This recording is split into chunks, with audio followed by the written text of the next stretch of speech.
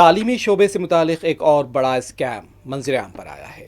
3 مئی کو منعقد ہوئے نیٹ امتحان کو پرچہ کے لیک ہونے کی وجہ سے منسوخ کر دیا گیا ہے۔ راجستھان میں پرچہ لیک ہونے کی اطلاع کے بعد NTA نے امتحان کو منسوخ کرنے کا اعلان کیا اور CBI تحقیقات کی ہدایت جاری کر دی گئی ہے۔ امتحان کی نئی تاریخ کا جلد اعلان ہوگا، کوئی نیا رجسٹریشن نہیں کرانا پڑے گا، فیس بھی واپس کر دی جائے گی۔ 22 لاکھ طلباء نے انڈر گریجویٹ نیٹ 2026 کے امتحان میں شرکت کی تھی اور امتحان کی منسوخی سے طلباء میں ایک بار پھر مایوسی چھا گئی۔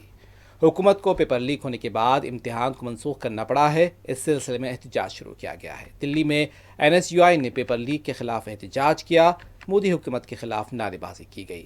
NSUI کے صدر ونود جھاکر نے کہا ہے کہ حکومت کی لاپرواہی کی وجہ سے لاکھوں طلباء کا مستقبل داؤ پر لگا ہوا ہے۔ حکومت اس پورے معاملے کے لیے ذمہ دار ہے۔ دوسری طرف فائمہ ڈاکٹرز ایسوسی ایشن نے اس پورے معاملے کی تحقیقات اور فوری جواب دہی کا مطالبہ کیا ہے۔